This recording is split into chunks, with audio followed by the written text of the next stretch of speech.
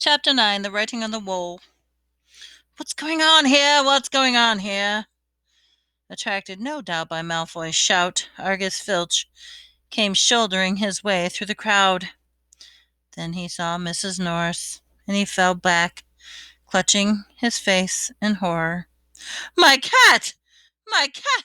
What's happened to Miss Norris? He shrieked, and his popping eyes fell on Harry. You, he screeched.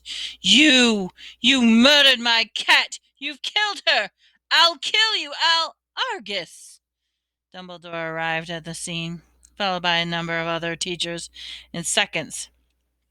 He had swept past Harry, Ron, and Hermione and detached Mrs. Norris from the torch bracket. Come on, come with me, Argus, he said to Filch. You too, Mr. Potter, Mr. Weasley, and Mrs. Granger. Lockhart stepped forward eagerly. My office is the nearest, headmaster. Just upstairs, please. Feel free. Thank you, Gilderoy, said Dumbledore. The silent crowd parted to let them pass. Lockhart, looking excited and important, hurried after Dumbledore. So did Professor McGonagall and Snape. As they entered Lockhart's darkened office, there was a flurry of movement across the walls. Harry saw several of Lockhart's in the pictures dodging out of sight, their hair in rollers. The real Lockhart lit the candles on the desk and stood back. Dumbledore laid Mrs. Norris on the polished surface and began to examine her. Harry, Ron, and Hermione exchanged tense looks as they sank into their chairs outside the pool of candlelight, watching. The tip of Dumbledore's long, crooked nose was barely an inch from Miss Norris's fur. He was looking at her closely through the half-moon spectacles, his long fingers gently prodding and poking. Professor McGonagall was bent almost as close. Her eyes narrowed. Snape loomed behind them, half in the shadow, wearing the most peculiar expression. It was as though he was trying hard not to smile, and Lockhart was hovering around all of them, making suggestions. It was definitely a curse that killed her. Probably a transformigmor torture. I've seen it used many times. So unlucky I wasn't there. I know I was the very counter curse that would have saved her. Lockhart's comments were punctuated by Filch's dry, racking sobs. He was slumped in a chair by the desk, unable to look at Mrs. Norris. His face, his hands, much of his detested, as much as he detested Filch, Harry just couldn't help but feeling a bit sorry for him, though not nearly as sorry as he felt for himself. If Dumbledore believed Filch, he would be expelled for sure. Dumbledore was now muttering strange words under his breath and tapping Miss Norris with his wand, but nothing happened. She continued to look as though she had been recently stuffed. I remember something very similar happening in Ogdenwogdall, said Lockhart. A series of attacks. The full story is in my autobiography. I was able to provide the townfolk with various amulets which cleared the matter up at once. The photographs of Lockhart and the walls were all nodding in agreement as he talked to one had forgotten to remove the hairnet. At last Dumbledore straightened up. She's not dead, Argus, he said softly. Lockhart stopped abruptly in the middle of counting the numbers of murders he had prevented. Not dead, choked Filch, looking through the fingers at Mrs. Norris. But why's she all stiff and frozen? She's petrified, said Dumbledore. Ah, I thought so, said Lockhart. But I cannot say. Ask him!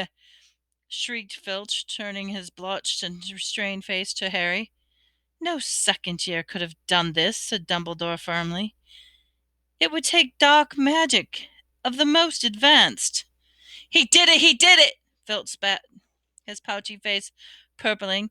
You saw what he wrote on the wall he found in my office. He knows I'm a Filch's face worked horribly. He knows I'm a squib, he finished. I never touched Miss Norris. Harry said loudly and uncomfortably aware everybody was looking at him, including the Lockharts on the wall. "And I don't even know what a squib is!" "Rubbish!" snarled Filch. "He saw my quick-spell letter." "If I might speak, Headmaster," said Snape from the shadows of Harry's sense of foreboding increased was sure nothing Snape would say was going to do him any good. "Potter and his friends may simply have been in the wrong place at the wrong time," he said, a slight sneer curling his mouth through though he doubted it. "But we do have a set of suspicious circumstances here. Why was he up in the upstairs corridor at all? Why was he not? Why not be at Why wasn't he at the Halloween feast?" Harry, Ron, and Hermione all launched into an explanation of the Death Day party. "There was hundreds of ghosts. They'd all tell you we were there." "But why not join the feast afterward?" said Snape, his black eyes glittering in the candlelight. "Why go up to the corridor?" Ron and Hermione looked at Harry. Because," Harry said, his heart thumping very fast. Something told him we would sound very far-fetched if he told them what led him there, the boldness in his voice. No one but he could hear it. "Because we were tired and we wanted to go to bed," he said. "Without any supper?" said Snape, a triumphant smile flittering across his gaunt face. "I didn't think ghosts provided food fit for living people at their parties." "We weren't hungry," said Ron loudly, as his stomach gave a big rumble. Snape's nasty smile widened. "I suggest, Headmaster, that Potter is not being entirely truthful," he said. "It might be a good idea if he were deprived of certain privileges until he's ready to tell us the whole story. I personally feel he should be taken off the Gryffindor Quidditch team until he's ready to be honest." "Really, Service," said Professor McGonagall sharply, "I see no reason to stop the boy from playing Quidditch. The cat wasn't hit in the head with a broomstick. There's no evidence at all that Potter has done anything wrong." Dumbledore was giving Harry a searching look. His twinkling light blue gaze made Harry feel as though he were being x-rayed. "Innocent until proven guilty, Service," he said firmly. Snape looked furious. So did Filch. "My cat has been petrified," he shrieked, his eyes popping. "I want to see someone punished." "We will be able to cure her, Argus," Dumbledore said patiently. "Professor Sprout recently managed to procure some mandrakes. So, as soon as we have reached their full size, I will have a potion made and we will revive Mrs. Norris." "I'll make it," Lockhart butted in. "I must have done this 100 times. I could whip a mandrake restorative draught in my sleep."